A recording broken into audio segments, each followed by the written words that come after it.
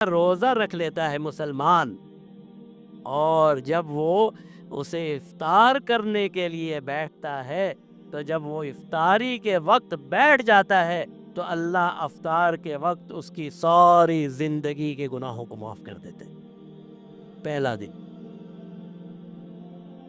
پہلا دن جب انسان روزہ رکھ کے افطار کی ٹیبل پر، میز پر، دسترخوان پر بیٹھ گیا اللہ کے لیے، اور اس نے بسم اللہ پڑھ کے کھجور منہ میں رکھی، اللہ نے اس کی ساری زندگی کے گناہوں کو معاف کر دیا۔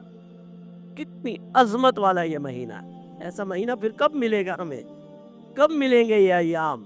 ان کی قدر کیجئے، اور سب سے زیادہ قدر کا وقت ہے افطار کا وقت۔ جناب نبی کریم صلی اللہ علیہ وسلم نے ارشاد فرمایا، افطار کے وقت مومن کو دو خوشیاں نصیب ہوتی ہیں۔ ایک خوشی تو اسی دنیا میں اسے مل جاتی ہے، بعض لوگوں نے کہا وہ افطار کی خوشی ہے، بعض نے کہا اللہ کے وعدے کو پورا کرنے کی خوشی ہے کہ الحمدللہ میں نے روزہ رکھ لیا، اور بعض نے کہا کہ اس کی مغفرت کی خوشی ہے، اللہ نے اس کے گناہوں کو معاف کر دیا۔ اور دوسرا اسے نعمت ملے گی جب وہ اپنے رب کی حضور وہ پیش ہو جائے گا، اور دوسرا وقت جو سب سے زیادہ اہم ہے اور اس کو جناب نبی کریم صلی اللہ، وہ پھر صرف رمضان میں نہیں پورے سال میں اہم ہے، وہ ہے رات کا آخری حصہ۔ رات کا آخری حصہ یہ وہ وقت ہے، سارے سال اس کی عظمت رہتی ہے، لیکن پھر رمضان تو رمضان ہے۔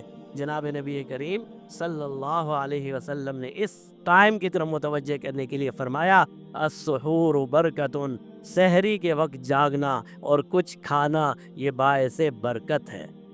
آج ہم میں بہت سے لوگ ایسے وہ نہیں اٹھ پاتے، بھائی کام ہے، کاج ہے، کہتے ہیں ہم تو رات کو ہی کھا لیتے ہیں مولوی صاحب، کون سحری میں اٹھے؟